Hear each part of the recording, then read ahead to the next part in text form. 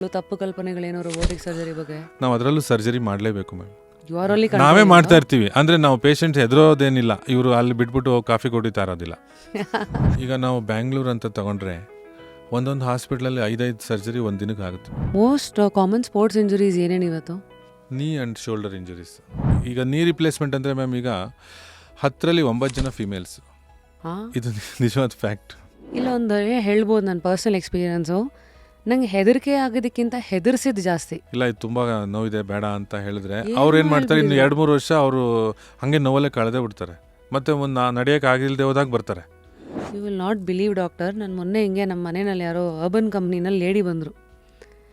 ಏನೋ ಹಿಂಗೆ ಮಾತಿಗೆ ಮಾತು ಬಂತು. ನಾನು ಹೇಳಿದೆ ನೀವು ಜಿಮ್ಗೆ ಹೋಗಿ ಮೇಡಮ್ ಅಂತ. ಅವ್ರು ಏನಂತಂದ್ರೆ, ಅಯ್ಯೋ ಈ ವಯಸ್ಸಲ್ಲ. ನಾನು ಅಟ್ಲೀಸ್ಟ್ ಇದರಲ್ಲಿ ಈ ಮೀಡಿಯಾದಲ್ಲಿ ಒಂದು ಮೆಸೇಜ್ ಏನು ಕೊಡ್ತೀನಿ ಅಂದರೆ, ವೆಯ್ಟ್ ಟ್ರೈನಿಂಗ್ ಮಾಡ್ದಲೇ ಇದ್ದರೆ ಬಾಡಿ ವೆಯ್ಟ್ ರಿಡಕ್ಷನ್ ಮಾಡೋಕ್ಕಾಗಲ್ಲ. ಆ್ಯಂಡ್ ಮಸಲ್ ಇದ್ದಷ್ಟು ಜಾಯಿಂಟ್ಸಿಗೆ ಒಳ್ಳೆಯದು. ಜಾಯಿಂಟ್ಸಿಗೆ ಒಳ್ಳೆಯದು. 50-60 ಅಂದರೆ ಶುಡ್ ಪ್ರಿವೆಂಟ್ ಫಾಲ್ಸ್. ಬೀಳೋದು ಮಾತ್ರ, ಯಾಕಂದರೆ ಆಸ್ಟಿಯೋಪೊರೋಸಿಸ್ ಆಲ್ರೆಡಿ ಆಗಿಬಿಟ್ಟಿರುತ್ತೆ. ಆಮೇಲೆ ಹಿಪ್ ಫ್ರ್ಯಾಕ್ಚರ್ ಏಜ್ ಅದು 60 and above. ಯೂಶಲಿ ಹೀಟ್ ಇಟ್ಕೊಂಡಾಗ ಸ್ವಲ್ಪ ಪೇನ್ ಕಮ್ಮಿ ಆಗುತ್ತಲ್ಲ? ಹೌದು, ಕಡಿಮೆ ಆಗುತ್ತೆ. ಯಾಕಂದರೆ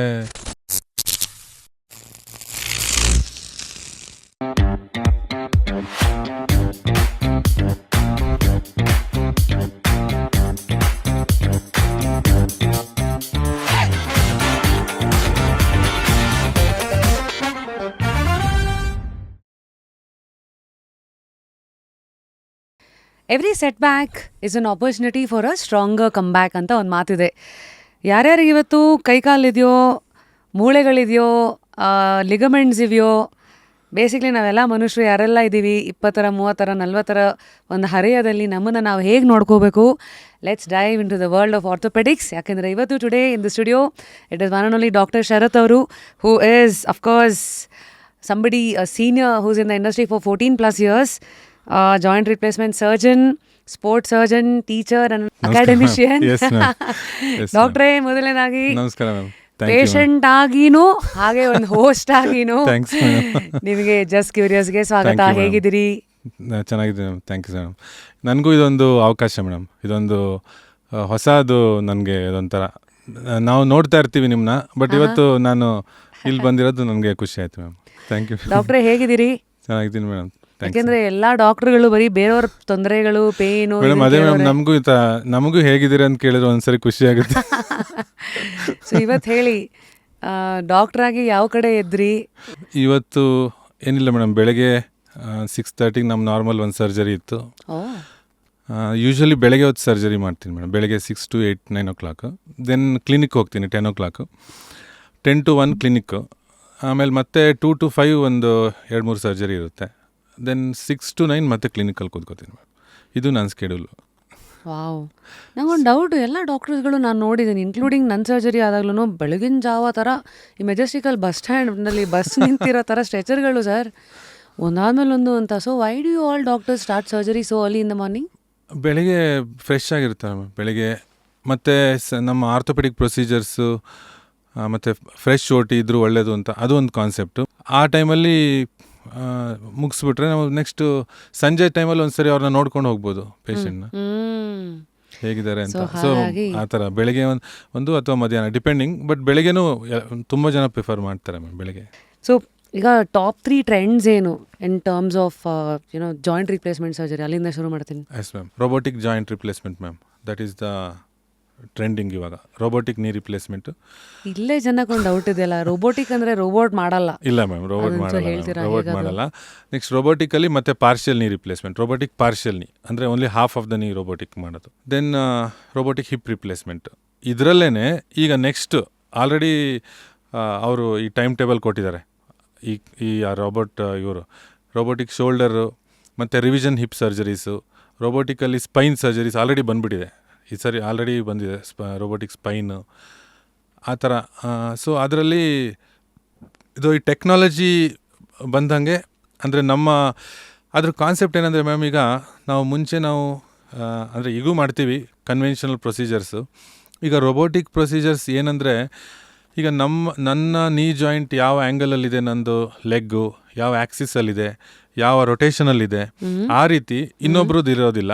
ಅಥವಾ ಇನ್ನೊಬ್ರದ್ದು ಆ ಥರ ಪ್ರತಿಯೊಬ್ಬರದ್ದು bones and joints are different, ಸ್ವಲ್ಪ ಡಿಫ್ರೆಂಟ್. ಅದನ್ನು ಇವ್ರಿಗೆ ಈ ಒಂದು ವ್ಯಕ್ತಿಗೆ ನಾವು ಯಾರಿಗೆ ಸರ್ಜರಿ ಮಾಡ್ತೀವೋ ಅವ್ರದ್ದು ಯಾವ ಆ್ಯಂಗಲ್ ಇದೆ, ಅವ್ರದ್ದು ಯಾವ ಆ್ಯಂಗಲಲ್ಲಿ ಆ ಬೋನ್ಸ್ ಇದೆ, ಅದನ್ನು ನಾವು ಆ ಒಂದು ಸಾಫ್ಟ್ವೇರ್ ಅದನ್ನು ಮೆಷರ್ ಮಾಡಿ ಆ ಒಂದು ಅಲ್ಲೇ ಒಂದು 3D ಮಾಡೆಲ್ ಥರ ಕ್ರಿಯೇಟ್ ಮಾಡಿ ಅದನ್ನು ನಮಗೆ ಆಬ್ಜೆಕ್ಟಿವ್ ಆಗಿ ತೋರಿಸುತ್ತೆ. ಓಕೆ, ನೀವು ಇದು ಒಂದು 10 ಡಿಗ್ರಿ ಕಟ್ ಮಾಡ್ತಾ ಇದ್ದೀರಾ, ನೀವು 5 mm ಕಟ್ ಮಾಡ್ತಾ ಇದ್ದೀರಾ, ಅದು ರೋಬೋಟಿಕ್ ಪ್ರೊಸೀಜರ್ಸ್ ಅಂತ.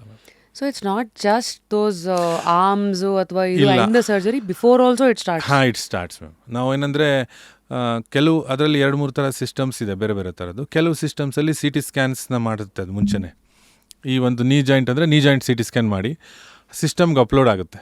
ಅಪ್ಲೋಡ್ ಆಗಿದ್ದನ್ನು ನೆಕ್ಸ್ಟ್ ಡೇ ಬಂದಿರುತ್ತೆ, ಇದು ಇಷ್ಟು ನಾವು ಅದನ್ನು ಕ್ರಾಸ್ ಚೆಕ್ ಮಾಡ್ತೀವಿ, ರಿಜಿಸ್ಟ್ರೇಷನ್ ಅಂತ ಹೇಳ್ತೀವಿ. ಆ ರಿಜಿಸ್ಟ್ರೇಷನ್ ಮಾಡಿದಾಗ ಓಕೆ, ಇವ್ರದ್ದು ಇದು ಈ ಆ್ಯಂಗಲ್ ಇದು ಕರೆಕ್ಟ್ ಇದೆ, ಅಂದರೆ ನಾವು ಏನು ಅಪ್ಲೋಡ್ ಮಾಡಿದ್ದೀವಿ ಅದು ಇವ್ರದ್ದೇ. ಸೊ ಅದು ಕನ್ಫರ್ಮ್ ಆದಾಗ ನಾವು ನೆಕ್ಸ್ಟ್ ನಾವು ಈ ಆ್ಯಂಗಲ್ ಎಷ್ಟೆಷ್ಟು ಕಟ್ ಮಾಡಬೇಕು ಆ ಥರ ದೆನ್ ರಿಸೆಕ್ಟ್ ಮಾಡುತ್ತೆ.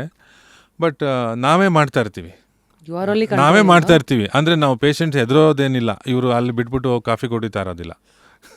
ಅಂದರೆ ಸರ್ಜನ್ ಅಲ್ಲೇ ಇರ್ತಾರೆ ಮ್ಯಾಮ್. ಹಂಗೆಲ್ಲ ಅನ್ಕೊಂಡಿರ್ತಾರ? ಹಾಂ, ಪೇಷಂಟ್ಸ್ ಹಂಗೆ ಅಂದ್ಕೊಂಡಿರ್ತಾರೆ. ಕೆಲವು ಸರಿ ನೀವು ಇರ್ತೀರಾ ಇರೋದಿಲ್ವಾ ಅಂತ ಕೇಳ್ತಾರೆ. ಅದೇ ಮಾಡ್ತಾ ಇರುತ್ತೋ ನೀವು ಇರ್ತೀರಾ, ಡೇಂಜರ್ ಆದರೆ ನನಗೆ ಬೇಡ ಅಂತ. ಓಹೋ, ಪ್ಯಾಸಿವ್ ಅಂದರೆ robot is passive, we are active. That's how it is. It's not that you are passive and ಹಾಂ, ನೋ. ಸೊ ಸೆಮಿ ಆಕ್ಟಿವ್ ಅಂತಂದರೆ it is half active and we are half active. Got it. And then active robot ಅಂದರೆ we are passive. So means robot is active, means it is doing everything, so we are sitting. So ಯಾವ ಸರ್ಜರಿಗೆ ಈ robot ಏನು ಮಾಡ್ತಾ ಇದೆ ಅದನ್ನು ಹೆಂಗೆ decide ಮಾಡೋದು? ಈಗ ಯಾವುದೋ ಒಂದು ಹಾಸ್ಪಿಟಲ್ ಇದ್ದಿದ್ರೆ ಅದೇ, ಅಂದರೆ ಅದು ಆಕ್ಟಿವ್ ಇದ್ದರೆ ಆಕ್ಟಿವ್, ಪ್ಯಾಸಿವ್ ಅಂದರೆ each robo cannot do all the 3. ಇಲ್ಲ, ಆ ಮೋಡ್ಸ್ ಇಲ್ಲ ಮ್ಯಾಮ್, ಆ ಮೋಡ್ ಇಲ್ಲ. ಇದು ಈಗ ಯಾವುದೋ ಒಂದು ಅದರಲ್ಲಿ ಬೇರೆ ಬೇರೆ ಹೆಸರು ಇರುತ್ತೆ. ಈ ಹೆಸರುದು ನಾವು ಏನು ತಗೊಂಡ್ರೆ ಅದು ಆಕ್ಟಿವ್, ಇದು ಪ್ಯಾಸಿವ್, ಇದು ಸೆಮಿ ಆಕ್ಟಿವ್, ಆ ಥರ. ಫಸ್ಟು ಇವಾಗ ನಿಮ್ಮ ಹತ್ರ ಪೇಷಂಟ್ ಬಂದಾಗ, ಎಸ್ಪೆಷಲಿ ಯಂಗರ್ ಪೇಷಂಟ್ಸ್ಗಳು, ಇವಾಗ ಕೆಲವು ಸತಿ ಈಗ ನಮ್ಮ ಥರದವ್ರು ಆ್ಯಥ್ಲೀಟ್ಸ್ಗಳು ಅಥವಾ ಆಕ್ಸಿಡೆಂಟಲ್ಲಿ ಮುರ್ಕೊಂಡಿರೋರು ಹಿಂಗೆಲ್ಲ ಬಂದಾಗ ನಿಮ್ದು ಏನು ಪ್ರೊಸೀಜರ್ ಹೆಂಗಿರುತ್ತೆ? How do you assess them? ಅಂದರೆ ನೀ ರಿಪ್ಲೇಸ್ಮೆಂಟ್ ಅಂದರೆ ಮ್ಯಾಮ್ ಅದು 60 and above, usually 50 and above. Younger patients ನಮ್ಗೆ ನೀನಲ್ಲಿ ಯಂಗರ್ ಪೇಷಂಟ್ಸಲ್ಲಿ ACL ಮೆನಿಸ್ಕಸ್ ಸರ್ಜರೀಸ್ ಇರ್ತಾರೆ, 20, 30, 40 ಅವ್ರಿಗೆ ಯೂಶಲಿ. ಆ್ಯಂಡ್ 50 ಆ್ಯಂಡ್ ಎಬೋ ಇರೋರಿಗೆ ನೀ ರಿಪ್ಲೇಸ್ಮೆಂಟ್ಸ್ ಇರುತ್ತೆ. ಸೊ ಈಗ ನಾವು ಪರ್ಸೆ ನೀ ಅಂತ ನಾವು ತೊಗೊಂಡ್ರೆ ಈ ಥರ ಒಂದು ಸ್ಪೆಕ್ಟ್ರಮ್ ಇರುತ್ತೆ. ಒಂದು 20, 30, 40 ಇರೋರಿಗೆ ಈ ಥರ ಲಿಗಮೆಂಟ್ಸ್ ಪ್ರಾಬ್ಲಮ್ಸು ಮತ್ತು ಮೆನಿಸ್ಕಸ್ ಅಂತ ಇರುತ್ತಲ್ಲ ಮ್ಯಾಮ್, ಈ ನೀ ಒಳಗಡೆ ಒಂದು ಕುಷನಿಂಗ್ ಥರ. ಈಗ ನೀವು ನೋಡಿರ್ಬೋದು ತುಂಬ ಜನ ಈ ಮ್ಯಾರಥಾನು ಈ ಥರ ತುಂಬ ಜನ ಹೋಗ್ತಾ ಇರ್ತಾರಲ್ಲ, ಒಂದೊಂದು ಸರಿ ಟ್ವಿಸ್ಟ್ ಆಗಿರುತ್ತೆ, ಅಥವಾ ಒಂದೊಂದು ಸರಿ ಯಾವುದೋ ಒಂದು ಆ್ಯಂಗಲಲ್ಲಿ ಕಾಲಿಟ್ಟಿರ್ತಾರೆ, ಟ್ವಿಸ್ಟ್ ಆಗಿ ಸ್ವೆಲ್ಲಿಂಗ್ ಆಗಿರುತ್ತೆ. ಸೊ ಇದು ಲಿಗಮೆಂಟ್ ಇಂಜುರೀಸ್ ಇರುತ್ತೆ. ಸೊ ಇದು 20, 30, 40 ಆ್ಯಂಡ್ 50, 60, 70, 80ವರೆಗೂ ಅವ್ರಿಗೆ ನೀ ಪೇನ್ಸ್ ಅಂತ ಬಂದರೆ ಅವಾಗ ಆಸ್ಟಿಯೋ ಆರ್ಥ್ರೈಟಿಸ್ ಅಂತ ಹೇಳ್ತೀವಿ. ಆ್ಯಂಡ್ ಇನ್ ಬಿಟ್ವೀನ್ ಇನ್ನೊಂದು ಬರುತ್ತೆ ಮಧ್ಯದಲ್ಲಿ, ಬೋ ಲೆಗ್ ಅಂತ ಬರುತ್ತೆ. ಈ ನೀ ಸ್ವಲ್ಪ ಬೋ ಆಗಿರೋ ಅಂಥದ್ದು ನೀವು ನೋಡಿರ್ಬೋದು. ಕೆಲವರಿಗೆ ಕಾಲು ಹಿಂಗೆ ಕ್ರಾಸ್ ಆಗಿರುತ್ತೆ, ಸ್ವಲ್ಪ ಬೋ ನಿಂತಾಗ ಸ್ಟ್ರೇಟ್ ಏನಾಗಿರಲಿಲ್ಲ, ಹಿಂಗೆ ನೀ ಹತ್ರ ಸ್ವಲ್ಪ ಬೋ ಇರುತ್ತೆ. ಸೊ ಇದು ಈ ಥರ ಬೋ ಇರೋರಿಗೆ ಸ್ವಲ್ಪ ನೀ ಆಸ್ಟಿಯೋ ಆರ್ಥ್ರೈಟಿಸ್ ಡೆವಲಪ್ ಆಗೋದು ಜಾಸ್ತಿ ಅವ್ರ ಏಜ್ ಆದಾಗ. ಯಾಕೆಂದರೆ ಈ ವೇಟ್ ಬೇರಿಂಗ್ ಇಲ್ಲಿ ಜಾಸ್ತಿ, ನೀದು ಇನ್ನರ್ ಪಾರ್ಟ್ ಆಫ್ ನೀನಲ್ಲಿ. ಈ ಬೋ ಇರುತ್ತಲ್ಲ, ಸ್ಟ್ರೇಟ್ ಆಗಿದ್ದರೆ ನಾವು ಈಕ್ವಲ್ ವೇಟ್ ಬೇರಿಂಗ್ ಇರುತ್ತೆ. ಈಗ ಇದು ನೀ ಅಂತಂದರೆ ಇದು ಸ್ಟ್ರೇಟ್ ಆಗಿದ್ದರೆ ಈ ಕಡೆ ಎರಡೂ ಕಡೆ ಈಕ್ವಲ್ ವೇಟ್ ಬೇರಿಂಗ್ ಇರುತ್ತೆ. ಇದು ಒಂದೇ ಕಡೆ ವೇಟ್ ಬೇರಿಂಗ್ ಆದರೆ ಒಂದೇ ಕಡೆ ಸೌದೋಗ್ಬಿಡುತ್ತೆ. ಆವಾಗ ಈ ಬೋ ಇದ್ದಾಗ ಅದು ಒಂದೇ ಕಡೆ ವೇಟ್ ಬೇರಿಂಗ್ ಆಗುತ್ತೆ. ಸೊ ಅದು ಒಂದು ನಾವು ನೋಡ್ತೀವಿ, ಈ ಬೋ ಲೆಗ್. ಅದು ಆ ಥರ ಇದ್ದವ್ರಿಗೆ ಸ್ವಲ್ಪ ಬೇಗ ಆಸ್ಟಿಯೋ ಆರ್ಥ್ರೈಟಿಸ್ ಡೆವಲಪ್ ಆಗೋದು ಜಾಸ್ತಿ. ಸೊ ಆವಾಗ ನಾವು ಅವ್ರಿಗೆ ಕೆಲವ್ರಿಗೆ ನಾವು ಈ ಬೋ ಲೆಗ್ ಆ್ಯಕ್ಸಿಸ್ ಅಂತ ಕರೆಕ್ಷನ್ ಮಾಡ್ಬೋದು, ಅಥವಾ ಆ್ಯಂಗಲ್ ಕರೆಕ್ಷನ್ ಅಂತ ನಾವು ಮಾಡ್ತೀವಿ, ಬೋ ಲೆಗ್ ಕರೆಕ್ಷನ್ಸ್ ಅಂತ ಮಾಡ್ತೀವಿ. ಸೊ ದಟ್ ನೆಕ್ಸ್ಟ್ 10-15 ಇಯರ್ಸ್ ಅವ್ರಿಗೆ ಈಕ್ವಲ್ ವೇಟ್ ಬೇರಿಂಗ್ ಆಗಿ ನೀ ರಿಪ್ಲೇಸ್ಮೆಂಟ್ ಪೋಸ್ಟ್ಪೋನ್ ಮಾಡೋ ಥರ. ಬಿಕಾಸ್ ನಮ್ಮ ಏನಂದರೆ ನೀ ರಿಪ್ಲೇಸ್ಮೆಂಟ್ ಆದಷ್ಟು ಸ್ವಲ್ಪ ಲೇಟರ್ ಇಯರ್ಸಲ್ಲಿ ಮಾಡಬೇಕು ಅನ್ನೋ ಒಂದು ಕಾನ್ಸೆಪ್ಟ್. ಯಾಕಂದರೆ ನೀ ರಿಪ್ಲೇಸ್ಮೆಂಟ್ ಒಂದು 20 ಇಯರ್ಸ್ 25 ಇಯರ್ಸ್ ಬರೋದು ಆ ಇಂಪ್ಲಾಂಟ್ ಬರುತ್ತೆ. ಬಟ್ ಅಷ್ಟೊತ್ತಿಗೆ ಲೂಸ್ನಿಂಗು ಮತ್ತು ಆಸ್ಟಿಯೋಪೊರೋಸಿಸ್ ಎಲ್ಲ ಇದ್ದರೆ ಆ ಥರ ಮತ್ತೆ ಪೇಯ್ನ್ಸ್ ಸ್ಟಾರ್ಟ್ ಆಗ್ಬೋದು. ಸೊ ಆ ರೀತಿ ಇರುವಾಗ ನಾವು ಯಂಗರ್ ಏಜ್ ಗ್ರೂಪ್ ಅವ್ರಿಗೆ ಈಗ ನಾನು ನಿಮ್ಗೆ ಅವಾಗಲೇ ಹೇಳಿದೆ, ಇದು ಪಾರ್ಷಿಯಲ್ ನೀ ಅಂತ ಬಂದಿದೆ ಈಗ. ಅಂದರೆ ಮುಂಚೆಯಿಂದ ಇದೆ, ಇವಾಗ ರೋಬೋಟಿಕ್ ಪಾರ್ಷಿಯಲ್ ಅಂತ ಈಗ ಟ್ರೆಂಡಿಂಗ್ ಅಂತ ಹೇಳಿದ್ನಲ್ಲ ಮ್ಯಾಮ್. ಸೊ ಆವಾಗ ನಾವು ಆ ಇನ್ನರ್ ಪಾರ್ಟಲ್ಲಿ ಸೌದಿದ್ರೆ ಬರೀ ಇನ್ನರ್ ಪಾರ್ಟ್ ಮಾತ್ರ ನಾವು ರಿಪ್ಲೇಸ್ ಮಾಡ್ತೀವಿ. ಸೊ ಅದು ಒಂದು ಈಗ ಮಾಡ್ತೀವಿ.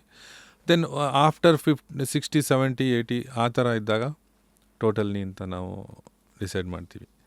ಸೊ ಆ ರೀತಿ ನೀನಲ್ಲಿ ಹೋಗುತ್ತೆ ಮ್ಯಾಮ್. ನಾನು ಇಲ್ಲೊಂದು ಫ್ಯಾಕ್ಟ್ಸ್ ಆ್ಯಂಡ್ ಸ್ಟ್ಯಾಟ್ಸ್ ನೋಡ್ತಾ ಇದ್ದೆ. 1 million knee replacements are performed globally every year. So India is contributing to ಎಷ್ಟು ನೀ ಸರ್ಜರೀಸು, ನೀ ರಿಪ್ಲೇಸ್ಮೆಂಟ್ಸು? ತುಂಬ. ಈಗ ನಾವು ಬ್ಯಾಂಗ್ಳೂರು ಅಂತ ತಗೊಂಡ್ರೆ ಒಂದೊಂದು ಹಾಸ್ಪಿಟ್ಲಲ್ಲಿ 5 ಸರ್ಜರಿ ಒಂದು ದಿನಕ್ಕೆ ಆಗುತ್ತೆ ಮ್ಯಾಮ್. 5-8 ಸರಿ ಒಂದೊಂದು ಹಾಸ್ಪಿಟ್ಲಲ್ಲಿ ಅಷ್ಟು ಜನ ಇದ್ದಾರೆ ಮ್ಯಾಮ್. ಇಂಡಿಯಾದಲ್ಲಿ ಅಷ್ಟು ಜನ ಇದ್ದಾರೆ. ಹೌ ಡು ಐ ಅವಾಯ್ಡ್, ಅಂದರೆ ನನ್ನ ಲೈಫ್ ಸ್ಟೈಲ್ ಹೆಂಗಿರಬೇಕು ಸೊ ದ್ಯಾಟ್ ನಂಗೆ ನೀ ರೀಪ್ಲೇಸ್ಮೆಂಟು ಆಗಲೇಬಾರ್ದು, ಆದ್ರೂ ತುಂಬ ಲೇಟಾಗಿ ಆಗೋಬೇಕು. ಹಾಂ, ಅದು ದಟ್ ಈಸ್ ಐಡಿಯಲ್. ಎಲ್ಲರಿಗೂ ಅದೇ ಮೈಂಡಲ್ಲಿ. ಈಗ ಮುಂಚೆ ಕೆಟ್ರಾಕ್ಟ್ ಅಂತ ಹೇಳ್ತಿದ್ರು, ಈಗ ನೀಗ್ ಬಂದುಬಿಟ್ಟಿದ್ದಾರೆ. ಈಗ ಎಲ್ಲರಿಗೂ ಕೆಟ್ರಾಕ್ಟ್ ಅಂತ ಅಂದರೆ ಅಷ್ಟು ಕಾಮನ್ ಆಗಿ ಬರ್ತಾ ಇದ್ದು, ಈಗ ನೀಗೆ ಅಷ್ಟು ಕಾಮನ್ ಆಗಿ ಅಂದರೆ ಅಷ್ಟೊಂದು ಜನಕ್ಕೆ ಈಗ ಆಗ್ತಾ ಇದೆ. ಆ ಥರ ನಾನು ಹೇಳ್ತಾ ಇಲ್ಲ, ನಮ್ಮ ಪೇಷಂಟ್ ಹೇಳಿದ್ರು. ಈಗ ಕೆಲವರು ಹೇಳ್ತಾ ಸರ್ ಮುಂಚೆ ಎಲ್ಲ ಇದು ಚೇಂಜ್ ಮಾಡಿಸ್ಕೋತಾ ಇದ್ವಿ, ಇವಾಗ ನೀಗೆ ಬಂದಿದೆ ಸರ್ ಎಲ್ಲರಿಗೂ ಅಂತ ಹೇಳ್ತಾ ಇದ್ರು. ಸೊ ಈ ಥರ ಪ್ರಿವೆನ್ಷನ್ ಅಂದರೆ ಒಂದು ಎಕ್ಸಸೈಸಸ್ಸು ಫ್ರಮ್ ಎಷ್ಟಾಗುತ್ತೋ ಅಷ್ಟು ಮಸಲ್ ಸ್ಟ್ರೆಂತ್ನಿಂಗು. ಅಂದರೆ ಲೋಡು ನೀ ಮೇಲೆ ಜಾಸ್ತಿ, ಬೋನ್ ಮೇಲೆ ಲೋಡ್ ಬರಬಾರ್ದು. ಮಸಲ್ಸ್ನ ಲೋಡ್ನ ಇದು ಮಾಡಬೇಕು, ಅದನ್ನು ವಿಸ್ಟ್ಯಾಂಡ್ ಮಾಡಬೇಕು, ಸ್ವಲ್ಪ ಮಸಲ್ ತೊಗೋಬೇಕು ಆ ಲೋಡ್ನ. ನೆಕ್ಸ್ಟ್ ಮ್ಯಾಮ್ ಇನ್ನೊಂದು ಈ ಪ್ರಿವೆನ್ಷನ್ ಆಫ್ ಟ್ವಿಸ್ಟಿಂಗು, ಫಾಲ್ಸು, ಅದು ಇದು. ಯಾಕೆಂದರೆ ಒಂದ್ಸರಿ ಇಂಜುರಿ ಆದರೆ ಮತ್ತೆ ಅವ್ರಿಗೆ ಜಾಸ್ತಿ ಪ್ರಾಬ್ಲಮ್ಸು, ಅದು ಇದು ಆ ಥರ. ಯಾಕೆ ಅಂದರೆ ಈಗ ಒಂದ್ಸರಿ ಇಂಜುರಿ ಆದರೆ ಆ ಕಾರ್ಟಿಲೇಜ್ ಮೇಲೆ ಇಂಪ್ಯಾಕ್ಟ್ ಆದರೆ ಆ ಕಾರ್ಟಿಲೇಜು, ಆ ಪಾರ್ಟ್ ಆಫ್ ಕಾರ್ಟಿಲೇಜು ಬೇಗ ವೇರ್ ಆ್ಯಂಡ್ ಟೇರ್ ಆಗ್ತಾ ಹೋಗುತ್ತಲ್ಲ, ಆ ರೀಸನ್ನಿಂದ. ಸೊ ಅದು ಒಂದು. ನೆಕ್ಸ್ಟು ಲೋ ಇಂಪ್ಯಾಕ್ಟ್ ಆ್ಯಕ್ಟಿವಿಟೀಸ್ ಮಾಡಬೇಕು. ಅಂದರೆ ವಾಕ್ ಮಾಡ್ಬೋದು, ಏನು ತೊಂದರೆ ಇಲ್ಲ. ನೀವು ಸಪೋಸ್ ಜಾಗ್ ಮಾಡೋದಾದರೆ maybe you can like ಒಂದು ವಾರದಲ್ಲಿ 2 ದಿನ ಜಾಗ್ ಮಾಡಿ, ಬೇರೆ ದಿನ ವಾಕ್ ಮಾಡಿ. ಅಥವಾ ಸ್ವಿಮ್ಮಿಂಗ್ ಮಾಡ್ಬೋದು, ಸೈಕ್ಲಿಂಗ್ ಮಾಡ್ಬೋದು. ನಾನು ಡೇಂಜರಲ್ಲಿದ್ದೀನಿ. ನಾನು ದಿನ ವಾರಕ್ಕೆ ಅಟ್ಲೀಸ್ಟ್ 5 ದಿನ ಬ್ಯಾಡ್ಮಿಂಟನ್ ಆಡ್ತೀನಿ. ಅದು ಎಕ್ಸ್ಪ್ಲೋಸಿವ್ ಸ್ಪೋರ್ಟು. ಹೌದು. ಅದೇ ಬ್ಯಾಡ್ಮಿಂಟನ್ ಅಂದರೆ ಅದೊಂದು ಅಡಿಕ್ಷನ್ನು. I know, correct. ತುಂಬ ಜನ ಹೇಳ್ತಾರೆ ಫುಲ್ ನೀ ಹೋಗಿದ್ರು ಅವ್ರು ಬಿಡಲ್ಲ. ನಾನು ಸರ್ಜರಿ ಮಾಡಿಸ್ಕೊಂಡಿದ್ದೆ ಬ್ಯಾಡ್ಮಿಂಟನ್ ಆಡಬೇಕು ಅನ್ನೋದಕ್ಕೆ, ಇಲ್ಲ ಅಂದರೆ ಬಿಟ್ಬಿಟ್ಟಿದ್ದೆ. ಆನೆಸ್ಟ್ಲಿ ಸ್ಪೀಕಿಂಗ್, ಇವೆಲ್ಲದಕ್ಕೂ ಅಟ್ಲೀಸ್ಟ್ ಇವತ್ತಿಂದಲ್ಲ, ಇಂಟರ್ನೆಟ್ ಜಮಾನ, ಪಾಡ್ಕಾಸ್ಟ್ಗಳ ಜಮಾನ, people are more aware, more educated, wanting to avoid ಇವೆಲ್ಲ ಬರ್ದೇ ಇರೋ ಹಾಗೆ ನಾನು ಕಾಪಾಡ್ಕೋಬೇಕಂದ್ರೆ let's I am in my 20s, ಅಲ್ಲಿಂದ ಶುರು ಮಾಡಲಾ. 20ರ ಹರೆಯದಲ್ಲಿರೋರಿಗೆ ಮುಂದೆ ಒಂದು ಕಾಲದಲ್ಲಿ ಏನೋ ಆರ್ಥರೈಟಿಸೇ ಬರ್ದೇ ಇರೋಂಗೆ ಜೀವನ ಶೈಲಿ ಇರಬೇಕಂದ್ರೆ ನಾನು ಏನೇನು ಮಾಡಬೇಕು? 20ರ ಹರೆಯದಲ್ಲಿ 20 to 30 ನಾನು ಆಗಲೇ ಹೇಳ್ದಂಗೆ ಮಸಲ್ ಟೋನಿಂಗ್ ಮಾಡ್ಕೋಬೇಕು, strengthening of muscles. Basically muscle training ಆಗಬೇಕು, ಬಿಲ್ಡ್ ಮಾಡ್ಕೋಬೇಕು. ಎಸ್. ಆ್ಯಂಡ್ ಅದೇ avoid twisting kind of activities ಥರ. ಆ್ಯಂಡ್ ಫುಡ್ಡು ಸ್ವಲ್ಪ ಡಯಟಲ್ಲಿ ಕ್ಯಾಲ್ಶಿಯಮ್ ರಿಚ್ ಫುಡ್ಸು, ಮತ್ತು ಡಯಟಲ್ಲಿ ಈ ಥರ ಮಸಲ್ಸು ಇಂಪ್ರೂವ್ ಆಗೋ ಥರ ಪ್ರೋಟೀನ್ ರಿಚ್ ಫುಡ್ಸು ತಗೋತಾ ಇರಬೇಕು. ಮತ್ತು ಆ್ಯಕ್ಟಿವ್ ಆಗಿರಬೇಕು ಮೇನ್ಲಿ. ಅದರಲ್ಲಿ ಇವತ್ತು 2 ಟೈಪ್ ಇದಲ್ಲ. ಒಂದು ಅಫ್ಕೋರ್ಸ್ ಕಾರ್ಡಿಯೋ, ಎರಡನೇದು ಸ್ಟ್ರೆಂತ್ ಟ್ರೈನಿಂಗು. ಎರಡೂ ಮೇ ಬಿ ಒಂದು ವಾರದಲ್ಲಿ 1 ದಿನ 2 ದಿನ ಕಾರ್ಡಿಯೋ, ಉಳಿದಿರೋ ದಿನ strength. You saying strength is more important ಅಂತ. ಸರಿ, ಇದಿಷ್ಟ. ಯಾಕಂದರೆ ಇದರಲ್ಲಿ ಕಾರ್ಡಿಯೋನಲ್ಲಿ ಸ್ಟ್ರೆಂತ್ ಮಾಡ್ತಾಯಿದ್ರೆ ಹಾಗೆ ಕಾರ್ಡಿಯೋನು ಬಂದ್ಬಿಡುತ್ತೆ, ಅದರಲ್ಲೇ ಬಂದ್ಬಿಡುತ್ತೆ. 40sಲ್ಲಿರೋರು, ಯಾಕೆಂದರೆ ಮೇ ಬಿ 20sಲ್ಲಿರೋರು ಇನ್ನೊಂದು ಸ್ವಲ್ಪ ಓಡೋದು ಎಲ್ಲ ಜಾಸ್ತಿ ಓಡ್ಬೋದು. ಬಟ್ 40 ಬಂದಮೇಲೆ ಮೇ ಬಿ ಲೋ ಇಂಪ್ಯಾಕ್ಟ್ ಹೋಗ್ಬೇಕನ್ಸುತ್ತೆ, ಇಂಪ್ಯಾಕ್ಟ್ ಕಡಿಮೆ ಮಾಡಬೇಕು ಅಂತ. ಸ್ಟಾರ್ಟಿಂಗಲ್ಲಿ 20-30 ಅವರು 40 ಆ್ಯಂಡ್ ಅಬೋವ್ 50 ಅಂದರೆ ನನ್ನ ನೀ ಫ್ರೆಂಡ್ಲಿ ಅಲ್ಲ ಜಾಗಿಂಗ್, ರನ್ನಿಂಗು. ನಾನು ಹೇಳೋದು ಒಂದು ಸ್ವಲ್ಪ ಗ್ಯಾಪ್ ಕೊಡಿ ಅನ್ನೋ ಥರ, ಮೇ ಬಿ 1 ವೀಕ್ ಒಂದು ಸರಿ ಹೋಗಿ ಆ ಥರ. ಮಿನಿಟ್ ಯು ಕ್ರಾಸ್ 50 ಅಲ್ಲಿ ಮಿಸ್ಟೇಕ್ಸ್ ಟು ಅವಾಯ್ಡ್ ಅಥವಾ 60s ಅಂತ ನೋಡಬೇಕಾ? 40 to 60 ಒಂದು ವಿಂಡೋನಾ? ಇಲ್ಲ 50-60 ಅಂದರೆ ಈ ಶುಡ್ ಪ್ರಿವೆಂಟ್ ಫಾಲ್ಸ್, ಬೀಳೋದು ಮಾತ್ರ. ಯಾಕಂದರೆ ಆಸ್ಟಿಯೋಪೊರೋಸಿಸ್ ಆಲ್ರೆಡಿ ಆಗಿಬಿಟ್ಟಿರುತ್ತೆ. ಆಮೇಲೆ ಹಿಪ್ ಫ್ರ್ಯಾಕ್ಚರ್ ಏಜ್ ಅದು 60 ಆ್ಯಂಡ್ ಎಬೋ, 60-70. ಈ ಹಿಪ್ ಫ್ರ್ಯಾಕ್ಚರ್ಸು, ಸ್ಪೈನ್ ಫ್ರ್ಯಾಕ್ಚರ್ಸು, ರಿಸ್ಟ್ ಫ್ರ್ಯಾಕ್ಚರ್ಸು ಇವೆಲ್ಲ ಕಾಮನ್ನು. ಬಿಕಾಸ್ ಆಸ್ಟಿಯೋಪೊರೋಸಿಸ್ ಆಗುತ್ತಲ್ಲ, ಅದಕ್ಕೆ ಅಂದರೆ ಸಪ್ಲಿಮೆಂಟ್ಸ್ ಸಪ್ಲಿಮೆಂಟ್ ತೊಗೊಂಡ್ರು ಸ್ಟಿಲ್ ಈ 3 ಜಾಗ ರಿಸ್ಕ್ ಜಾಸ್ತಿ ಈ ನಮ್ಮ ಆರ್ಥೋಪೆಡಿಕ್ ಪ್ರಕಾರ. ಏನಂದರೆ ರಿಸ್ಟು, ಸ್ಪೈನು, ಹಿಪ್ಪು, ಈ 3 ಏನು ಕಲ್ಲೇ ರಿಸ್ಕ್ ಜಾಸ್ತಿ. ಅಲ್ಲಿ ಡೆನ್ಸಿಟಿ ಕಡಿಮೆ ಇರುತ್ತೆ, ಬೇಗ ಮುರಿಯೋದು ಜಾಸ್ತಿ. ನೀವು ನೋಡಿರ್ಬೋದು ರಿಸ್ಟ್ ಫ್ರ್ಯಾಕ್ಚರ್ಸು ತುಂಬ ಕಾಮನ್ನು. ರಿಸ್ಟ್ ಫ್ರ್ಯಾಕ್ಚರ್ಸು, ಈ ರಿಸ್ಟ್ ಇದು, ಮತ್ತು ಒಂದು ಏಜ್ ಆದಮೇಲೆ ಹಿಪ್ ಫ್ರ್ಯಾಕ್ಚರ್ಸು ಅವಾಯ್ಡ್ ಮಾಡಬೇಕಂದ್ರೆ ಅವಾಯ್ಡ್ ಮಾಡೋದಂದರೆ ಈಗ ಸ್ಲಿಪರಿ ಸರ್ಫೇಸಲ್ಲಿ ನಡೆಯುವಾಗ ಸಪೋರ್ಟ್ ತಗೊಳ್ಳೋದು, ಕತ್ಲೆಯಲ್ಲಿ ನಡೆಯುವಾಗ ಏನೋ ಸಪೋರ್ಟ್ ತಗೊಳ್ಳೋದು. ಮನೆಯಲ್ಲಿ ಕತ್ಲೆಯಲ್ಲಿ ಓಡಾಡ್ತಿರ್ಬೇಕು, ಏನೋ ನೀರು ಚೆಲ್ಲಿದೆ ಜಾರ್ ಬಿಡ್ತಾರೆ, ಆವಾಗ ಹಿಪ್ ಫ್ರ್ಯಾಕ್ಚರು. ಸೊ ನೀವು ಸ್ಪೋರ್ಟ್ಸ್ ಇಂಜುರೀಸ್ನ ಹ್ಯಾಂಡಲ್ ಮಾಡ್ತೀರಾ ಅಲ್ವಾ? ನೀವು ತುಂಬ ಬರೋ ಕಾಮನ್ ಸ್ಪೋರ್ಟ್ಸ್ ಇಂಜುರಿ ಅಂದರೆ ACL. ACL tear. ಸೊ ನಿಮ್ಮ ಇಡೀ ತಿಂಗಳಲ್ಲಿ ನಿಮ್ಮನ್ನು ತುಂಬ ಬ್ಯುಸಿಯಾಗಿಟ್ಟಿರೋ 3 ಇದು ಅಂದರೆ? 3 ಅಂದರೆ ಫಸ್ಟು ನೀ ರಿಪ್ಲೇಸ್ಮೆಂಟು, ನೆಕ್ಸ್ಟು ACL ಸರ್ಜರಿ, ಇನ್ನೊಂದು ಹಿಪ್ ರಿಪ್ಲೇಸ್ಮೆಂಟು. ನನಗೆ ಅಂದರೆ ನಾನು ಇದರಲ್ಲಿ ಇಂಟ್ರೆಸ್ಟ್ ತೋರಿಸ್ತೀನಿ, ಸೊ ನನಗೆ ಈ ಥರ ಜಾಸ್ತಿ ಬರ್ಬೋದು. ಬಟ್ ನಾನು ಇನ್ ಜನರಲ್ ಎಲ್ಲ ಥರ ಹ್ಯಾಂಡಲ್ ಮಾಡೋದ್ರಿಂದ ನನಗೆ ಜಾಸ್ತಿ ಬರ್ತಾರೆ. ಸೊ ಇದರ ನೀ ರಿಪ್ಲೇಸ್ಮೆಂಟು ಅಥವಾ ಲಿಗಮೆಂಟ್ಸ್. ನನಗೆ ಲಿಗಮೆಂಟ್ ಹರಿದೋಗಿದೆಯಾ ಅಂತ ನಂಗೆ ಹೆಂಗೆ ಗೊತ್ತಾಗುತ್ತೆ? ಇವಾಗ ಅವ್ರಿಗೆ ನಡೀತಾ ಇರ್ಬೇಕಾದ್ರೆ ಆ ಜಾಯಿಂಟ್ ಅಷ್ಟು ಸ್ಟ್ರಾಂಗ್ ಅಂತ ಅನಿಸಲ್ಲ. ಈಗ ನೀ ಅಂತ ಫಾರ್ ಎಕ್ಸಾಂಪಲ್ ನೀ ತೊಗೊಂಡ್ರೆ ಏನೋ ಅಷ್ಟೊಂದು ಸ್ಟ್ರೆಂತ್ ಇಲ್ಲ, ನಡೀತಾ ಸ್ಲಿಪ್ ಆಗಿಬಿಡ್ತೀವೇನೋ, ಬಿದೋಗ್ತೀವೇನೋ ಅಂತ ಅನಿಸಿದ್ರೆ ದಟ್ ಈಸ್ ಲಿಗಮೆಂಟ್ ಟೇರ್. ಈಗ ಆ್ಯಂಕಲಲ್ಲೂ ಅಷ್ಟೇ. ಈಗ ನಾನು ಹೇಳಿದೆ ಆ್ಯಂಕಲ್ ಸ್ಪ್ರೇನ್ ಇದ್ದರೆ ಮತ್ತೆ ಸ್ಪ್ರೇನ್ ಅಂದರೆ ಆ ಲಿಗಮೆಂಟ್ ಅಷ್ಟು ಸ್ಟ್ರೆಂತ್ ಇರೋದಿಲ್ಲ, ಮತ್ತೆ ಟೇರ್ ಆದ ಬಿದೋದಾಗ ಥರ ಆಗ್ತಿರುತ್ತೆ. ಅದು ಲಿಗಮೆಂಟ್ ಟೇರ್ ಆಗಿರೋದು ಅನ್ನೋದು. ಅಂದರೆ like a buckling or kind of giving way, ಅಂದರೆ ಅದು ಸ್ಟ್ರೆಂತ್ ಇಲ್ಲ ಅನ್ನೋ ಥರ. So any advice as a sports orthopedician, how to handle sports and maintain a safe lifestyle? ಒಂದು ಏನೇ ಸ್ಪೋರ್ಟ್ಸ್ ಮಾಡೋಕ್ಕೆ ಮುಂಚೆ ನೀವು ಸ್ಟ್ರೆಚ್ ಮಾಡಬೇಕು. ಸ್ಟ್ರೆಚ್ ಮಾಡಿ ಸ್ಟಾರ್ಟ್ ಮಾಡಬೇಕು. ಇಮಿಡಿಯೇಟ್ ಮಾಡಿದ್ರೆ ಸಡನ್ನಾಗಿ ಬಾಡಿ ಲೋಡ್ ತಗೊಳಕ್ಕಾಗಲ್ಲ. ಸೊ ಸ್ಟ್ರೆಚ್ ಮಾಡಬೇಕು. ಫಸ್ಟು ಸ್ಟ್ರೆಚ್ ಮಾಡಿ, ಯಾವುದೇ ಒಂದು ಏನೇ ಮಾಡೋಕ್ಕೆ ಮುಂಚೆ ಸ್ಟ್ರೆಚ್ ಮಾಡಿ. ಆ್ಯಂಡ್ ಸೆಕೆಂಡ್ ಥಿಂಗು ಸ್ಲೋ ಆಗಿ ಹೋಗಬೇಕು. ಇವತ್ತು ನಾನು ಸೇರಿಕೊಂಡೆ ಅಂತ ಅಂದ್ಬಿಟ್ಟು 1 ತಿಂಗಳು ಫುಲ್ಲು ಹೋಗ್ಬಿಟ್ರೆ ನೆಕ್ಸ್ಟ್ ಮಂತು ಅವರು ಇನ್ನು 2 ತಿಂಗಳು ಹೋಗಲ್ಲ. ಸ್ಲೋ ಆಗಿ ಈ ತಿಂಗಳು 2 ಅವರ್ಸ್ ಹೋದರೆ ಕಷ್ಟ. ಸ್ಲೋ ಆಗಿ ಹೋಗಿ, ಮೇ ಬಿ ಈಗ ಹೊಸದಾಗಿ ಸೇರ್ತಿರೋರು. So you build on daily. ಒಂದೇ ಸರಿ ಓವರ್ ಎಂಥೂಸಿಯಾಸ್ಟಿಕ್ ಆಗಿ ಹೋದರೆ ಕಷ್ಟ. ಮೇ ಬಿ ಸ್ಟ್ರೆಚ್ ಮಾಡಿ then you go on gradation ಥರ ಹೋಗಿ. I think it is better ಅನಿಸುತ್ತೆ. ವೈ ಡು ಯು ಥಿಂಕ್ ಈ gym injuries are becoming more common and what are these injuries ನಿಮ್ಮ ಪ್ರಕಾರ? ಅಂದರೆ ಓವರ್ ವೆಯ್ಟ್, ಒಂದೇ ಸರಿ ಈಗೋ ಲಿಫ್ಟಿಂಗ್ ಮೇ ಬಿ ಇರ್ಬೋದು. ಈಗೋ ಲಿಫ್ಟಿಂಗ್ ಒಂದು, ಅಥವಾ ರಾಂಗ್ ಆ್ಯಂಗಲಲ್ಲಿ ಲಿಫ್ಟಿಂಗು, ಅದು ಒಂದು. ಈಗ ಒಂದು ಯಾವುದೋ ರಾಂಗ್ ಆ್ಯಂಗಲಲ್ಲಿ ಲಿಫ್ಟ್ ಮಾಡಿದ್ರೆ ಆವಾಗ ಅದು ಸ್ಟ್ರೆಚ್ ಆಗುತ್ತೆ ಜಾಯಿಂಟ್ಸ್. ಅಥವಾ ಮೇ ಬಿ ರಿಪೀಟೇಷನ್ಸ್ ಜಾಸ್ತಿ ಮಾಡಿದ್ರೆ ಸಡನ್ನಾಗಿ ಆವಾಗ ಮಸಲ್ ಸೋರ್ನೆಸ್ ಬರುತ್ತೆ. ಅದು injuries. And as you told, ಒಂದೇ ಓವರ್ ವೆಯ್ಟ್ ಮಾಡೋದು ವಿತೌಟ್ ಎ ಪ್ರಾಪರ್ ಟ್ರೈನಿಂಗ್ ಮಾಡೋದು, ದೇ ಆರ್ ದ ಒನ್ಸ್ ಅಂತ ನನಗೆ ಅನ್ಸುತ್ತೆ. ಆಫ್ಟರ್ ಅ ಲಾಂಗ್ ಡೇ ಈಗೆಲ್ಲ ಸ್ಟೀಮು, ಸಾನಾ, ಮತ್ತು ಈಗೆಲ್ಲ ಕೆಲವು ಬೇರೆ ದೇಶಗಳಲ್ಲೆಲ್ಲ ಹಮಾಮ್ ಅಂತೆಲ್ಲ ಮಾಡ್ತಾರಲ್ಲ, ಹಾಟ್ ರೂಮಲ್ಲೋ ಕೂಡಿಸ್ಬಿಡೋದು. ಸೊ ನಿಮ್ಮ ಸೋನಾ ಆ್ಯಂಡ್ ಹಮಾಮ್ ಅದೇ ಸೇಮ್, ಅದು ಬ್ಲಡ್ ಸರ್ಕ್ಯುಲೇಷನ್ ಚೆನ್ನಾಗಾಗುತ್ತೆ ಅಂತ ಈ ಫಿನ್ಲ್ಯಾಂಡ್ದು ಕಾನ್ಸೆಪ್ಟ್. ಅದು ಇದೆಲ್ಲ ಏನು ಆಕ್ಸೆಸರಿ ಲೆವೆಲಲ್ಲಿ ವರ್ಕ್ ಆಗುವಂಥದ್ದಾ ಅಥವಾ ಬೇಸಿಕ್ಸ್ ಕ್ವಿಂಟೆಸೆನ್ಷಿಯಲ್ಸ್ಗೆ ಬರುತ್ತಾ ಇವೆಲ್ಲ? ಆಕ್ಸೆಸರಿ ಅಂತ ನನಗನ್ಸುತ್ತೆ. ಅಂದರೆ ಅದನ್ನು ಎಸೆನ್ಷಿಯಲ್ ಅಂತ ನಾನು ಹೇಳಲ್ಲ. ಬ್ಯಾಕ್ ಪೇನಿಗೆ ಐಸ್ ಹೆಲ್ಪ್ಫುಲ್ಲಾ ಅಥವಾ ಹೀಟ್? ಆವಾಗಲೇ ಹೇಳ್ಕೊಡ್ರಲ್ಲ, ಟೆಸ್ಟ್ ಮಾಡ್ತಾ ಇದ್ವಿ ನೀವು ಎಷ್ಟು ಅರ್ಥ ಮಾಡ್ಕೊಂಡಿದ್ದೀರಾ ಅಂತ. ಸರಿ. ಸೊ ಒಂದೇ ಇಂಜರಿಗೆ ನಾನು ಐಸು ಇಡ್ಬೋದು ಮತ್ತು ಹೀಟ್ ಪ್ಯಾಕು ಇಟ್ಕೋಬೋದಾ?